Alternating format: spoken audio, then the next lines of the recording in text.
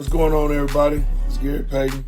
Y'all know, y'all call me the Glove. First, I want to give a shout out to Giovanne, doing great work in Mystic, Washington. He's out there fighting for the homeless and changing lives every day. And I love that. I love that. He was born in Seattle wearing a pair of my gloves. You know what I'm saying? My gloves. Love it for him.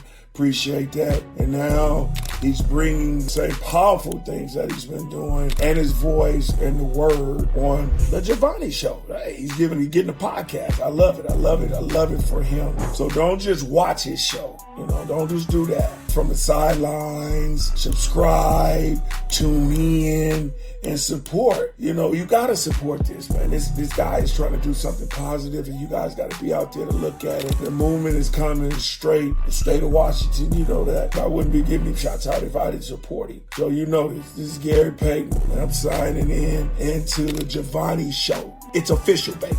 It's official. Coming soon. Coming soon. Let's go Seattle. You heard it here first. Gary Payton said he loves The Giovanne Show. It's a marathon. So let's get it.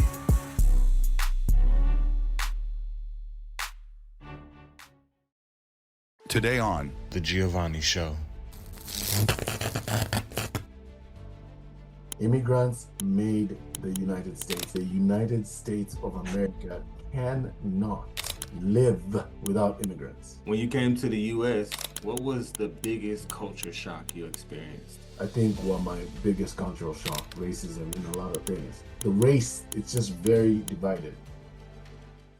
The Giovanne Show was presented by Misty's Adult and Family Services, Washington and California, serving communities in need through housing, case management, and shelter services. Schachere.com, motivating people to success. Stay tuned and stay connected with all of our videos and interviews by subscribing at Schachere.com. There you'll find our podcasts, blog articles, and insights on social services, music, and culture in Los Angeles and Seattle.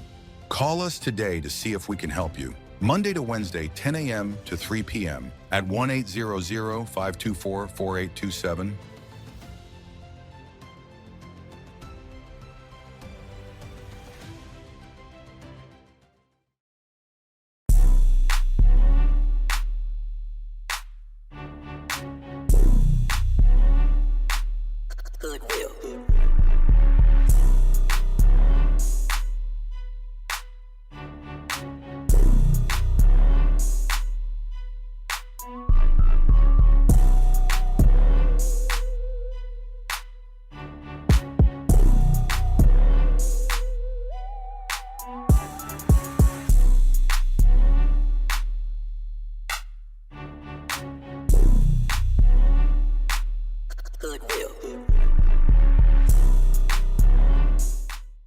Welcome to the Giovanne Show, where real voices meet real solutions.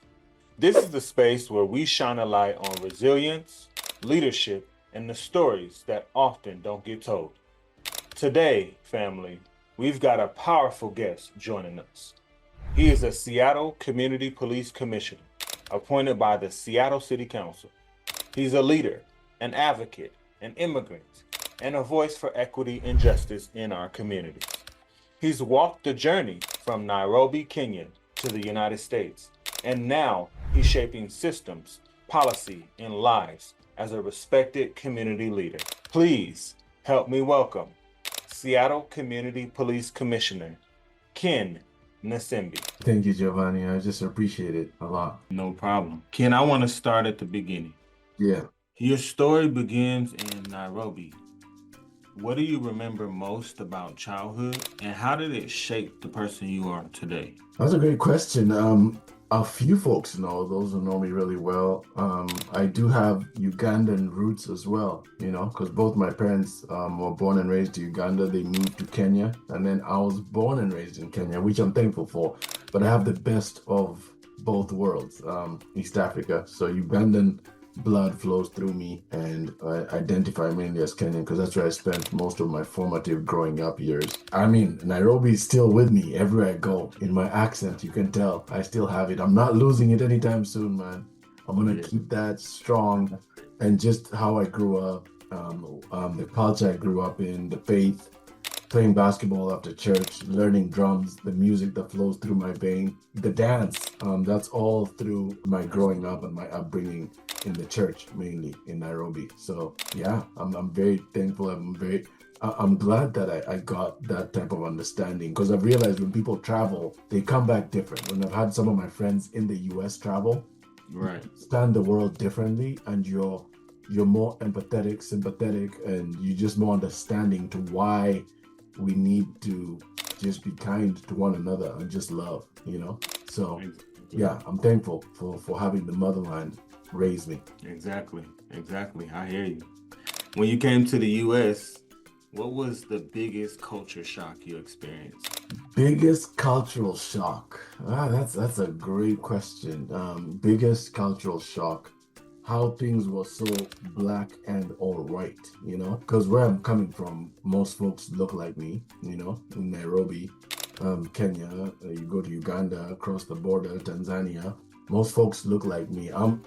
My skin, my race was the majority where I came from. Here it was the minority, you know? And just the tensions around race, I think, were my biggest cultural shock, because I just couldn't walk down the street as a 6'3" dude with dreadlocks, just regularly. I'm seeing different. I'm stopped cops. So that was the biggest cultural shock, where it's not just business as usual. Even in Seattle, which is pretty progressive, but there's a lot of passive and underlying racism in a lot of things.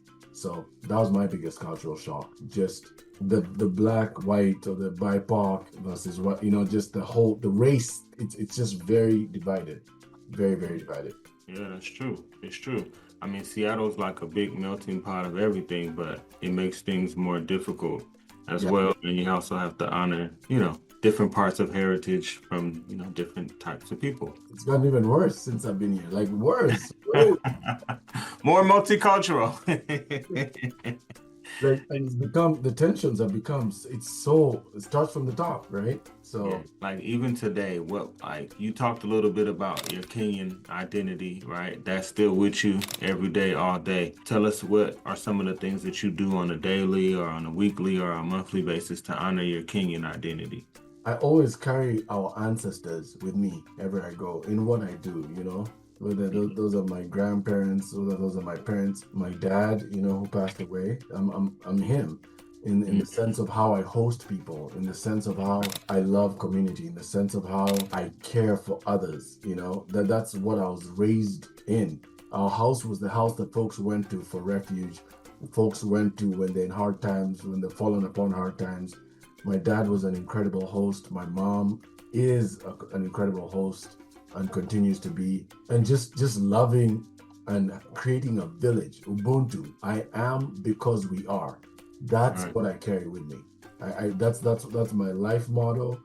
I cannot do what I have been able to do and achieve. I cannot get to where I am currently and where I am going without the village, without people, without a journey of 1,000 steps starts but with just one, you know? Yeah. And then go fast, go alone, go further, go with people. I will always stand by that. Like, community is the way to go. I live and breathe by that. Community. Yeah.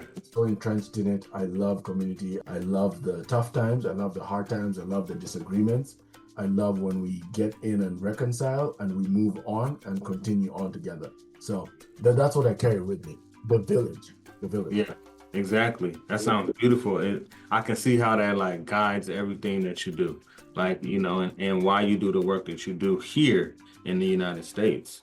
So, immigration is such a hot topic right now. It's political, it's polarizing, but behind the headlines, it's personal. You've lived it. What's the reality most people miss about the immigrant experience?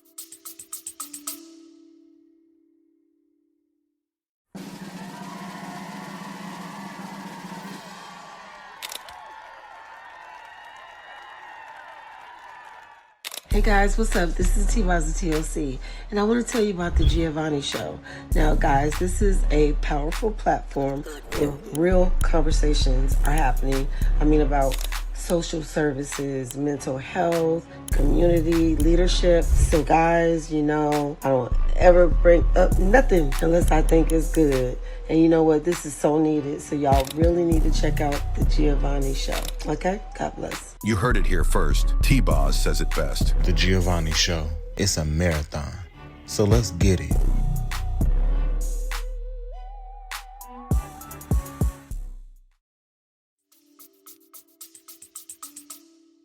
The reality most people miss is that the United States of America cannot live without immigrants. I'll repeat that. It cannot live or breathe or function without immigrants. Immigrants made the United States. Immigrants are the United States. Every single person in the US, apart from our beloved native brothers and sisters, are immigrants because we immigrated here. This land was already spoken for and taken. No such thing as Columbus found anything. No, there was already a system that was living and breathing. So immigrants, the US foundation, our brothers and sisters in slavery built this country to where it's at. We cannot live without immigration. We should not fight it. We should have learned from the past that it's always a lost game. Folks are talking about Nebraska going bankrupt because of all the games they were playing, trying to kick folks out and ice this and ice that. Now they're going bankrupt because no one's picking up the jobs, the so-called jobs that folks are taking from the American. No one wants those jobs. And the folks who are really good at them and are able to do them and more are our immigrants, brothers and sisters. So we are founded by immigrants, and we need to respect immigrants and love them and welcome them at all costs. So that's my passionate speech on that. That's deep. That's deep. How has being an immigrant informed not just your journey, but the way you lead and the way you advocate? A great question. Like you said, it's in my DNA. I came here 2001, Christmas Day. We landed SeaTac Airport. We were already set up at the local church my mom was going to because she brought us here. They set us up with like gifts for the Christmas holiday. They set us up with the resources we needed. I got scholarship at college to have housing. We got connected to all these things that we were able to get connected to. So with that, I was able to feel the love, and I was able to directly live this American dream to this exact. From that, so you have housing, so you don't worry about housing, so you're not too stressed in school. You do decent in school. You get your degree. I got my fine arts degree, thinking I was gonna be the best dancer out there. My basketball knees were not helping me. And then from that, I go to do a human services degree, fine art, Bachelor of Science in Human Services degree. Then I do a practicum for 1 year, and then I get my job through that. And then directly, that's what leads me into the role that I'm in right now. Through that whole journey of being supported by community, of getting resources. So with that, I was like, if I'm able to go through these channels, through these people, how could we create this for the folks coming after us? So I dedicated my life outside of work, on the weekends, when I'm done with work, supporting our immigrants from Congo, Angola, Venezuela, because that's the biggest migrants that we're seeing coming in. And before that, I was working with beautiful folks from Afghanistan. And then before that, you heard the Ukraine. Like, I've worked with all levels that come through me because we have networks of people who have furniture, clothing, housing. So we've built up a little group of folks that's able to support. So currently at Rainier Beach Presbyterian Church, we have a room that has furniture and household items and toiletries and hygiene products, where if someone hits me up, we give you the address, you pop in and you shop till your heart's content. That's great. And repeat. So we've served over hundreds of folks. We've been going for 2 years, that place down there. So free furniture, free community donates, because we have a surplus in America. We have a surplus in Seattle. We have a lot of folks have furniture that is gently used, that they're done with. They want a new one because that's just how consumerism is.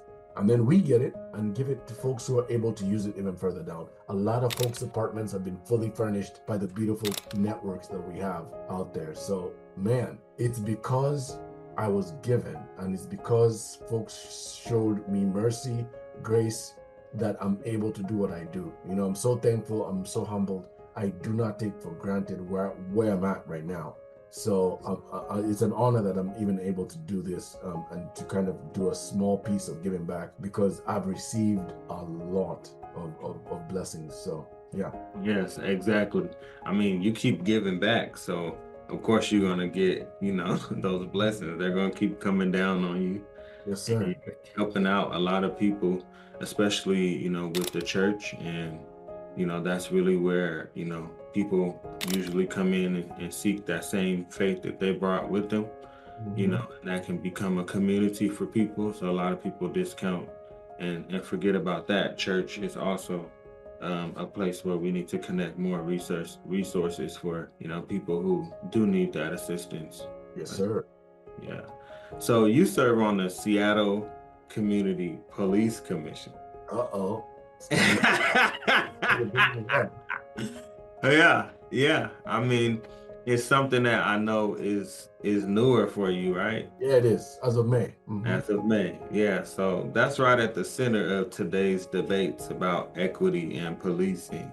Yes. So from your perspective, what's one thing the public often misunderstands about this conversation? What the commission is, and, what it does, and everything, because the public is, probably misunderstood a little bit about exactly what that new title for you means. Right. Well, our vision as the Seattle Police Commission, CPC, it's called for short, is, for us, so for our communities and Seattle's police, for them to align in shared goals of safety. That's our vision. Community first, and the police to align in shared goals of safety, respect, and then accountability. Those as opposed to this division, because our community, our beloved community, is not going anywhere. The police is also not going to go anywhere. So we have to work together. We have to have some shared sense of goals for safety and respect, and as the police, holding the police accountable for what's happened. The Community Police Commission, we listen to and we amplify and build common grounds among communities affected by policing in Seattle. That's our goal. It's to build common ground among communities affected by policing. We champion policing practices centered in justice and equity. Because of our name, some folks think we're a department in the police. I want to make that clear. We are not. Quite honestly, I have challenged for us to have a name that represents more community as opposed to having police in it, because that is confusing for folks. It was for myself when I applied, until I sat on the commission and I saw the work that we do. We have a great director, we have a great team, and they do really good work to make sure, like I said, to make sure we're championing policing practices centered in justice and equity. That's what we do. We work with several other groups, but we make sure that our group is community led. The voice is community led. That's another thing. They speak into what is the key thing for them.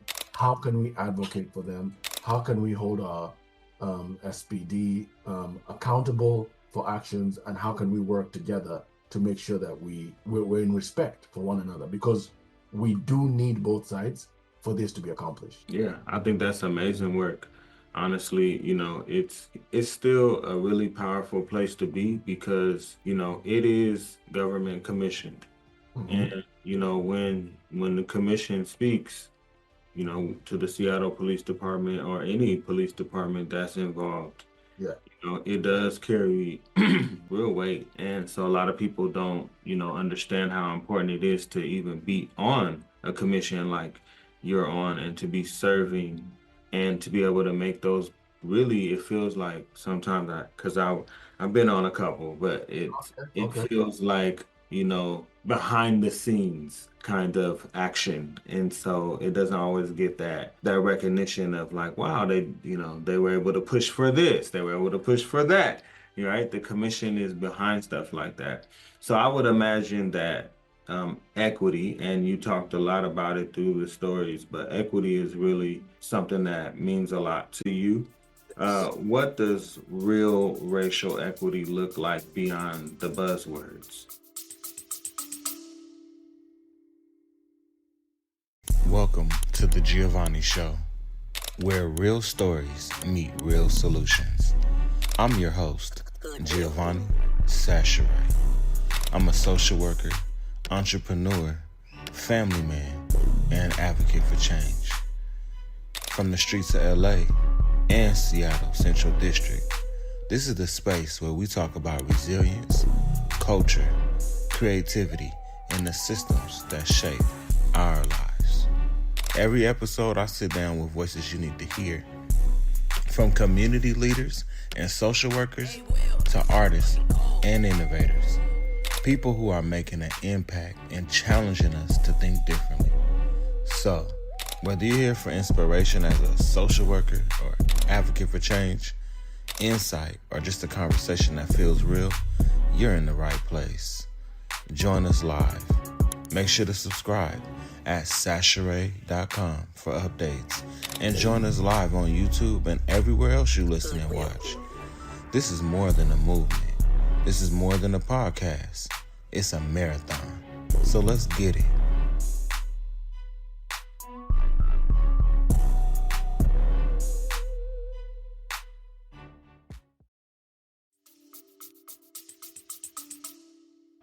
Man, real racial equity for me. This is Ken's idea of it. Is We're getting it exclusive right here, right here. This is Ken's version.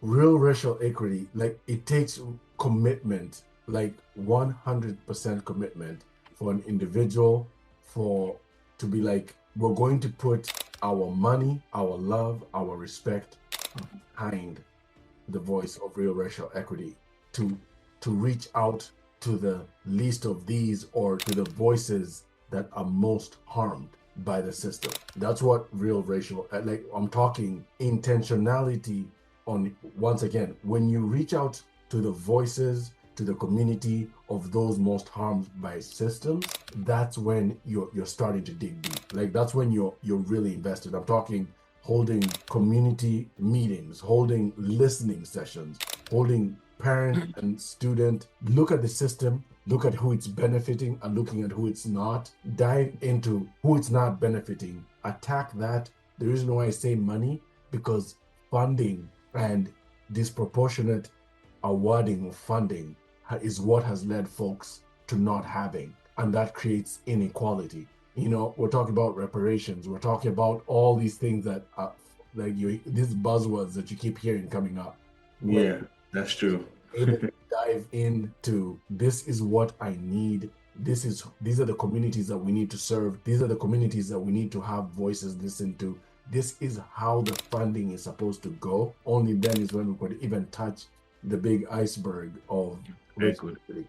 Yeah, it's a long journey, a lot of work. I'm still learning every day on how that looks like. I'm not an expert, but yeah, that's Ken's definition. All right, well, we appreciate Ken's definition.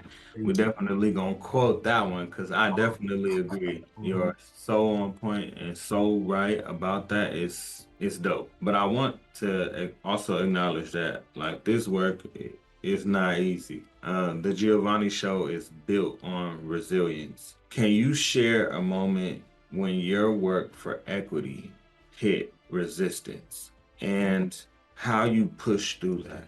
That's a great question. Man, you're not playing around with the questions, because we talk about racial equity and then you say how I hit resistance, right? Because we all know racial equity, that's the process, you know, when we eliminate racial disparities in order for us to improve outcomes for everyone, for community. That's what that is. So if you understand that, the resistance I have gotten by trying to eliminate racial disparities, such as housing, such as resources for immigrants that I was working with since 2020 hit, was mainly towards our immigrant families not being housed in the 2021 through 2023-24 season. That was really challenging. Like, we had folks sleeping in tents, around 450 individuals at a small church in my neighborhood. It's called Riverton because I live in SeaTac. So it felt like we would go to city council, you know, and we'd go with the families. We'd put young kids on the mic and they'd be like, I'm sleeping outside. There's snakes. It's cold. The weather is terrible. Could you please find something for us to get housing? But there was always some sort of political resistance as to, it's not that clean cut. We need to do this. We need to go through this channel. We haven't gotten full funding. Of course, it's not just plug and play with funding to get people, but I'm pretty sure folks know how to get funding for a host of things that they that's true. That's very true. Also dip our pockets and find funding for the current immigrants that have come in. I do understand that it was a big number that came into Seattle, and the city and the small cities like Tequila, SeaTac were not ready for it. Seattle was also not ready for it. However, we can figure this out. We have very sharp people in office who are elected. They're elected for a reason. We have individuals, we have nonprofits, and we can figure it out. And guess what? From the 450 people that I've just mentioned to you, first of all, there's no more tents in that space. There's That's excellent. Goes down to 50. And in the church itself, maybe 7 or 10 people are actually sleeping on the church floor, where during the highest peak, it was like 70 to 80 inside the church, and then 400 and something outside. It was a lot. It was a lot. It was a pandemic. So we figured something out. A lot of housing groups came together, a lot of nonprofits, a lot of grassroots people came together to make sure that our families were safe. So I wish that resistance did not come as late as it did, but I'm thankful that we're at a much better space and we're still continuing to even fight more for our immigrants that came in. That's the one that I'd say was something that I faced a lot with the whole group of advocates that were working on housing and just humanity for our families that were coming into Seattle. Yeah, that sounds really, really difficult. But you've had an amazing impact through programs like Best Starts for Kids, King County Housing Authority, and now I think it's KEYS, right? Is it KEES? Like KEYS? What's been one defining leadership lesson from those roles? Yeah, I've been pretty blessed to be in those roles with King County. We made sure that our families living in affordable housing would have quality after school programming for the young kids there. At BSK, we worked with community providers to fund them so that we could make sure our young people were healthy, safe, and just thriving. You know, KEYS, that's advocating for hiring leaders in the community to serve in specific roles, but hiring leaders that are conscious of racial equity, conscious of making our community a better space. So through that all, I'd say that defining moment or like a specific stance between all that has been listening to community voice in all those community voice drives the work. When you do it well and when you do listen, like when community feels heard, you're given the blueprint for your work, and it makes it so it doesn't make it easy, but it makes it manageable. It gives you the path to move, because sometimes it slows things down. I'll be honest. Sometimes it slows things down when you're holding on, because that's why some folks just go. They go with the decisions without checking in with community.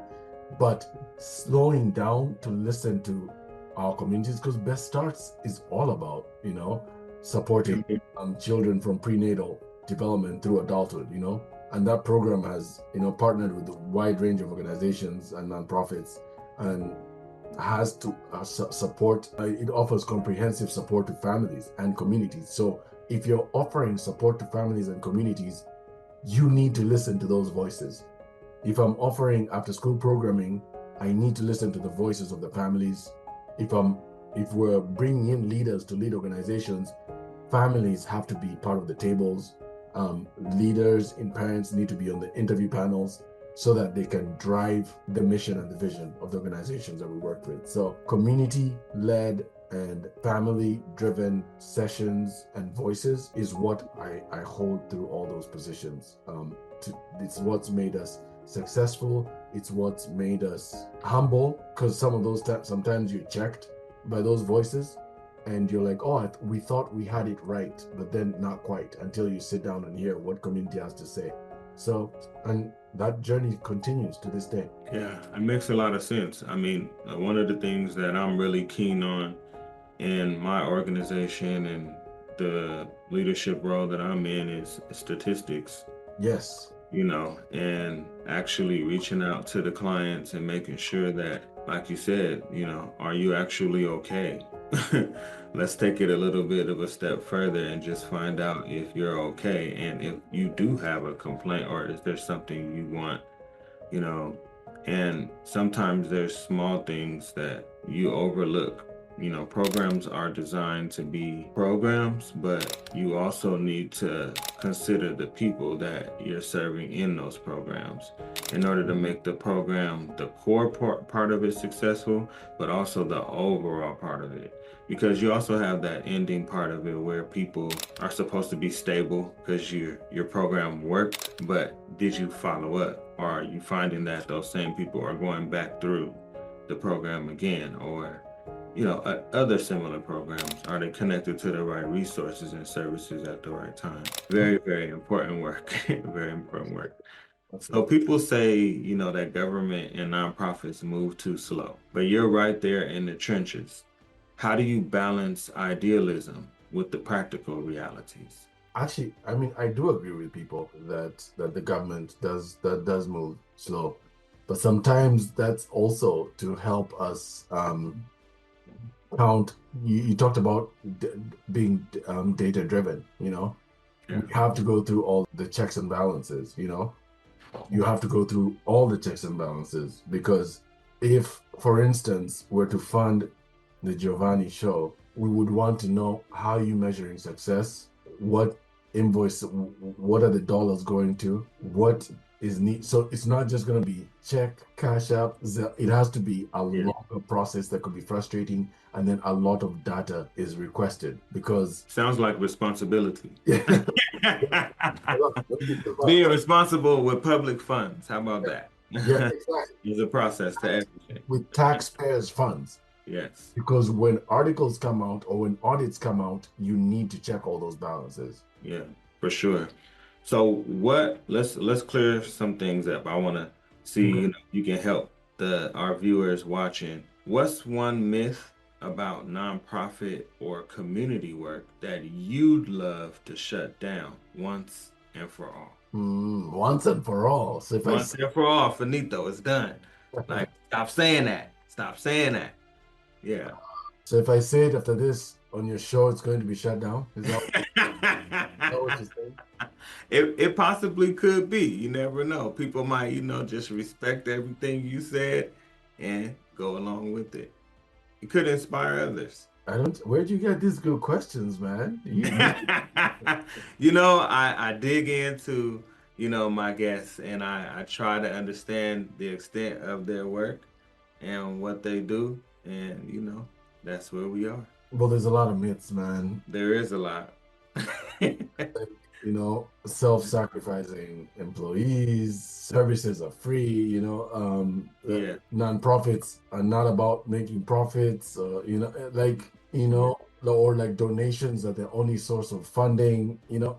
So I think I might go, actually there's some people who think nonprofits are just there to freeload on money and are not metrics driven, you know. Yeah. And that's the myth. There's some good ones out there.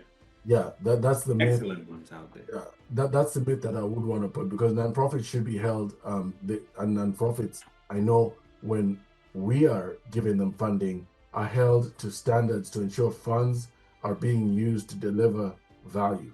That's a myth and this can only be done when nonprofits are metrics oriented, and we have great data coming in from several nonprofits that we work with, and it's done really well. They can give you line items of this has equated to this, and now you see the young person is doing this.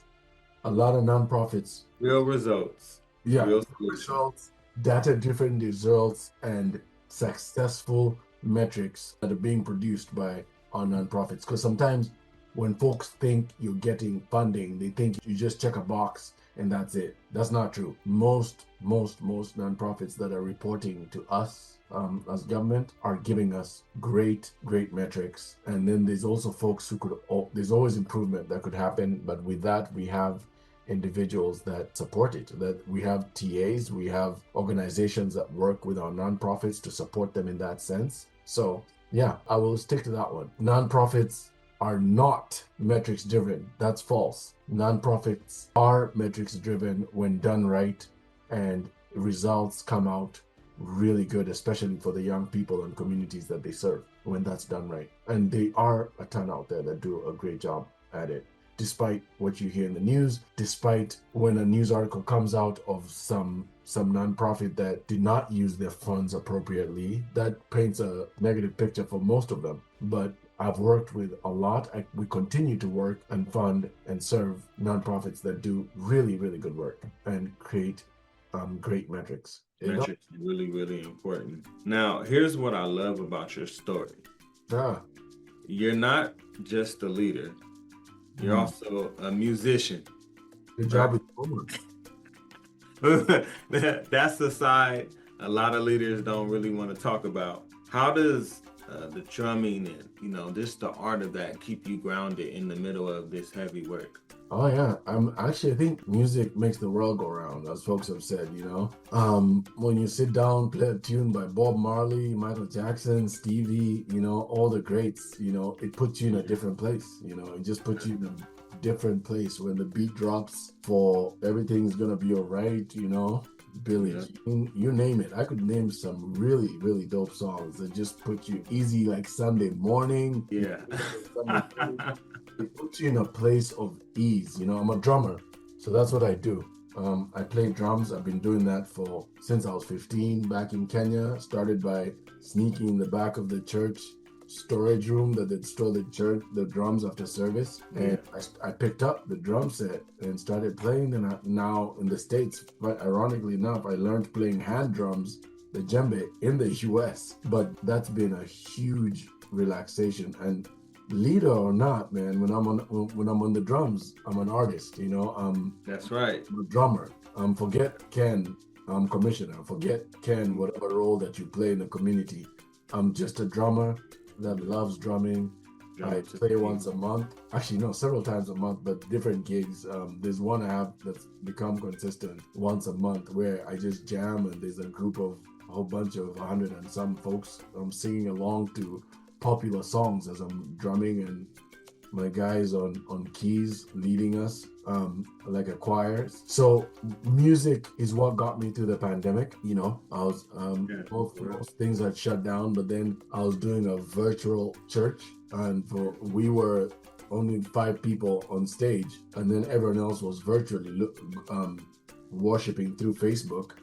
But I was playing drums, and then we had the keys person, and then a few vocalists and the minister, and we did that for 2.5, 3 years before folks came back in. And that I would show up every day, every Sunday to play. That got me motivated. That didn't get me into the COVID funk. I looked forward to finding something to do on Sundays, and I still play every Sunday for that same church.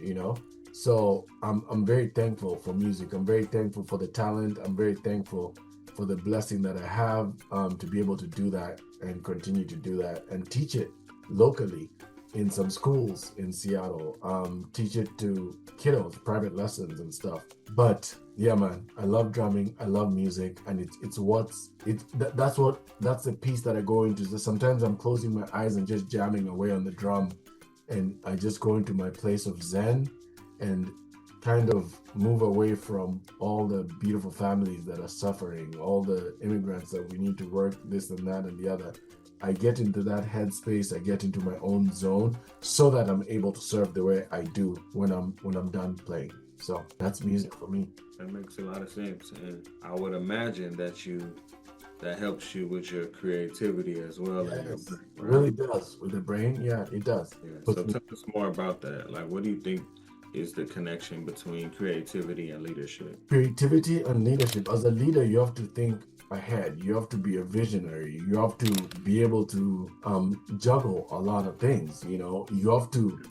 If solutions that need to be made, you have to think creatively to find alternates or to find a way out, a way to grow, a way to support, a way to mentor, a way to lead. So there's a lot of creativity. So matching up your art on how you're composing the beats, how you're making them line up, how you're doing the paradiddles, how you're connecting the roles, how you're listening to guitar, you're listening to the bass, you're listening to the key so that you're staying in your pocket, but on rhythm at the same time. Then you bring it back to a leadership role. How are you listening to the folks that you are overseeing? How are you listening to the community? How are you listening to families? How are you listening to your superiors and balancing that? Man, I could match up music and drums and leadership any day. So that sounds like community right there. You go into the brains, and there's a lot of because there's sometimes I'm playing lead, or I have the solo, and there's sometimes you're going to be soloing a project, you're going to be leading something. So there's a great intersection between music, creativity, and leadership that flows. They all go right into each other, and that helps you, the brain, where you're playing the hi-hat, the snare, the kick, and rolling at the same time, splitting those.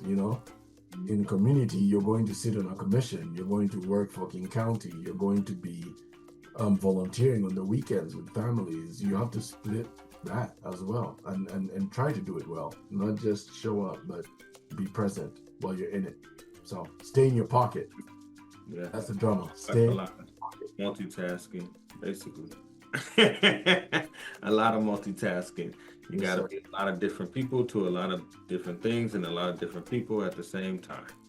You got to turn things on and off and all day, all night. But you also have to be a human being at the end of the day. You have to be human. You have to actually feel what it's like to live and breathe and be alive on this earth as well, to be able to connect to what I feel like what you believe is like the greater goal of life, right? Is equality and leadership and creativity and breaking through barriers. Absolutely. And what role do you think culture and arts play in building stronger, more resilient communities? Man, culture and arts are like one and the same. Because also I MC, I've hosted fashion shows. I love fashion. Like I can see with the hat. You looking fly. You're on point. Several hats actually behind me. It's a big hat wall. We can see it's breaking through a little bit there. Yeah. You on fire. You looking fly. Yeah. So, and that's my identity. Actually, I started wearing hats after the 83 Motown that Michael did, Billie Jean, I loved that. And I was like, man, I love the fedora. So I started wearing the fedora from that. But culture and arts should intertwine, because within arts, you're supposed to express your culture. And that's why when you see my dressing, I have Africa on my neck, because that's where I'm born. In my hair, you're gonna see some of the beads from the motherland, because that's the heart of you. That's who you are. That is my identity. I've seen that, and when you're true to who you are, where you're from, and not shy away from it. And because it's funny enough, when I was in Kenya, I wanted to identify with the hip hop culture of New York, LA, and the music. You'd never catch me in any African chain or nothing like that when I was back home. But then when I moved to the States, man, I realized that folks really respect, at least not everyone, but most folks that I was hanging out with respected my African identity, and they loved it. And I was like, that is cool. It's cool to be an African. So I want a piece of me always, like something, the colors, the Pan-African colors, the ring is African, it's just in my blood, man. It's like, that's part of my culture. That's also part of the arts. When I'm walking, when I'm talking, when I'm breathing, just shows as I'm moving in whatever I do. Any event that I'm hosting has to have some cultural, and not just African culture, it has to represent individuals' cultures. Like if we have folks from different backgrounds, we try to show it through the music, through the food, through, if we have our Muslim brothers and sisters, we're not going to be serving no pork. You have to make sure that you identify with folks' cultures and respect them, and try to your very best represent them. It's very important. You know, so it's very important. You know, I always look at it like people are valuable, no matter who they are, what they're going through, whatever the situation, circumstance is right now. There might be things about them that's absolutely terrible. Yeah. It might make you turn the other way. But at the end of the day, people are human. And especially in America, we talk about all the freedoms that are available to us through the Constitution, you know, and so that's what most people, or everybody really is afforded in this country. So people can make the decisions that they need to make, but the fundamental part of it is when we're making decisions that affect other people, it's not supposed to be your own agenda. Yes. Nobody really cares about what you particularly feel, you know, to a degree. But, you know, if I'm being real, nobody really cares about how you feel about a decision. It should be what the community feels about the decision. And if you're not going to be able to agree with everybody, but it's got to be an overwhelming situation where, you know, that's the decision we should go with because that's what benefits the community the most. But even still, there's always that data part that we talked about earlier. It's going to keep coming in because you still have to measure if that is even going to be continuously still working. I mean, that's just something you implemented because it worked at that time, but like, are you following up? Are you getting the data from that? And then from there, you know, what else needs to happen? And what about the other people that were disproportionately affected because their yeses was a no because it wasn't in the majority, right? But looking ahead, what does success look like for the communities you serve in the next 5 to 10 years? Success looks like complete independence and self-reliance, you know, for them. You could still come out to the independence. Looks like next few years, they're fully integrated into the society, working, going to community. For some of them, learning the language to an extent where you're able to communicate, and that gives you an advantage with the type of job that you're able to get locally, because if you can speak English, you do get an advantage of getting a higher paying job as opposed to one that might be an entry level, you know, or something like that. And I always tell my families, do not lose your language. Do not, please continue to educate your young folks on the beautiful language and where they come from. Because sometimes parents, even our African parents, have said, you know what, lose your language. Let's get completely into this American thing so that kids don't make fun of you, change your name. No, keep your culture and also adapt with where you're moving, so that you are a double, triple threat as well. So for me, it looks like success would look like engaging in community, being able to be fully sustained, like family. And I see it. It's such a beautiful thing right now when I see some of the young men I've been mentoring and working with, who just landed into the country like a year, 6 months ago. You see them buying their cars. There's a house of like 6 guys that I was getting side gigs here and there to begin with. Now, a lot of them are doing either security, working for Amazon, or whatever type of job, but they all, you drive past their house, now there's like 6 cars lined out there. Cars equals you can get to your job. They are busy. When I call them for these little side gigs that they used to do, they're busy because they have a full-time gig, benefits and all that. They've started, and then now they're saving to move into their own apartment. And then after that, they get married, move away, and then life starts. I love seeing that, especially when folks hit me up and say, hey, Ken, I need furniture because I just moved out of the church. I'm going into my apartment building in Aurora or in Northgate or in Auburn or in Tacoma or in Kent or in Renton. And I'm like, yes, like, that's how we started, man. Started in a small apartment in Beacon Hill, you know, with my mom. Fortunately, that was short-lived. It was a few months for us. My mom continued staying there, but then I got the scholarship that I told you in college for like 4-year housing scholarship. I didn't pay a penny for the housing that I stayed at on campus, you know?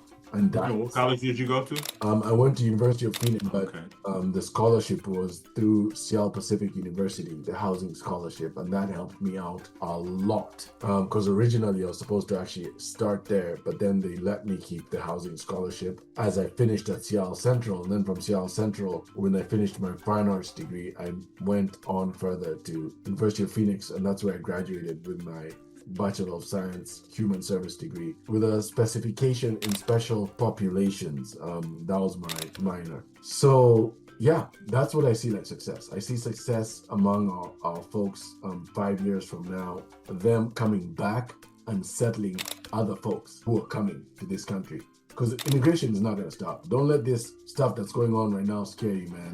Administrations will come and go. Immigration is never going to stop in the U.S. Never. Mark my words, brother, man. Yeah, that's true. That's true. Never It's gonna- always been a hot button topic, but right now even more so. So Yes, sir. yeah. What advice do you give to young leaders who want to make a difference but feel overwhelmed? Keep grinding, man. Do not give up. There's times when you get exhausted, you get burnt out, and you're like, yeah, or the things around you might look like it's just dire.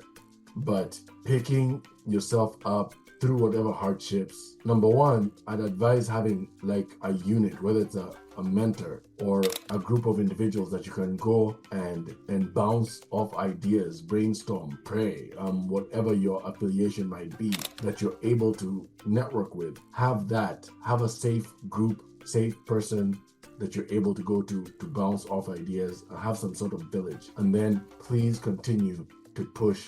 Do not feel like your goals are too small. There's things I never ever thought I would get into, from it, the jobs, but the Lord has opened up so many ways, you know. And like so many times now, if there's something that I really want, I claim it.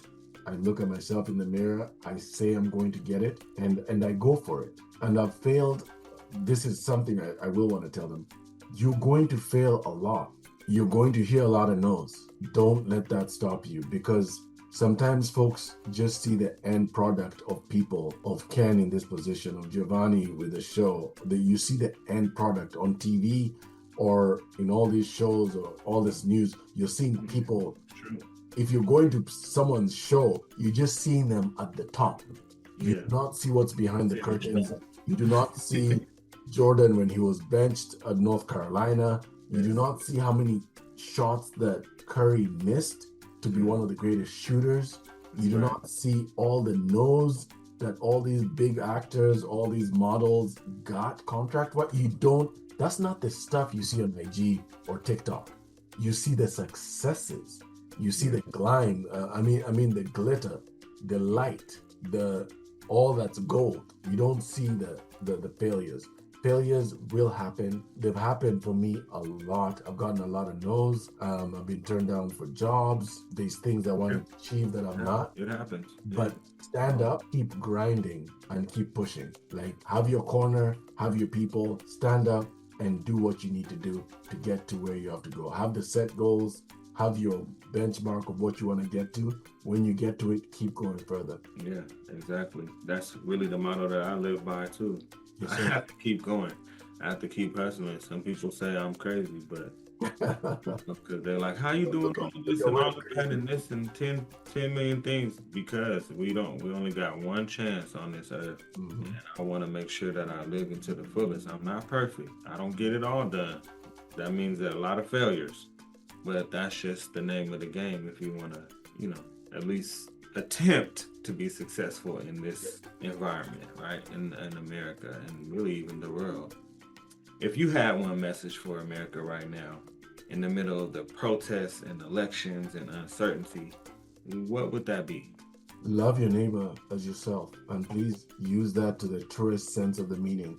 Folks love themselves. We know that clearly. If you're to love your neighbor, love the immigrant, love your wife, I should love my wife like myself, then this country will move differently. If you love individuals as yourself, you will move differently. I think that's right on point. That's exactly how we should be. It doesn't mean that it's gonna solve everything. Some people might say, "Oh, that sounds like kumbaya and kumbaya." No, I'm not. We're not saying it's gonna just be sweet. No, It can just be sweet. difficult. It's gonna be difficult, but it's a difficult for me. start. It's a Yeah. start. If you see somebody that looks different than you and you're starting a conversation with them and you're getting to know them and they're getting to know you, that's bridging cultures together, that's bridging people together, that's making really the core part of it humanistic. And that's really what I think moves the needle. Yeah. All right, so it's time for a quick rapid fire round. So I want the first thing that comes to mind at this point. Mm-hmm. All right, we ready? We ready? Ready. Yeah, okay. Book that influenced you the most. Book that influenced me the most. I'll say the Bible. That's the one consistent book because I take little snippets here and there from the Bible. Quote you live by. Ubuntu. I am because we are. A song that represents your journey. We are the world. Michael Jackson. Amen.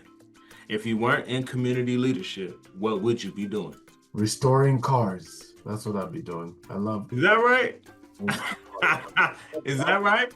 I have 2 old school cars. I have a Chevy C10, and then I'm holding on to a friend's VW 1963, 61 VW bus. So I have those too. Wow. Chevy C10. We're learning everything about you today, and we really do appreciate the Giovanne Show, and the viewers appreciate having you and having all of the information that you shared with us. It was an amazing experience from Nairobi to sir. the United States. That's what we just did on this show. Your story and your leadership and your resilience reflect exactly what the Giovanne Show is all about. Amen. And it's really shown us that leadership is born from lived experience. And it's about, resilience is not about, never facing any struggle. Struggle is going to come up regularly. It's about turning struggle into strength and strength into service. Now, this has been the Giovanne Show. I'm Giovanne Schachere, and until next time, stay bold and stay tuned.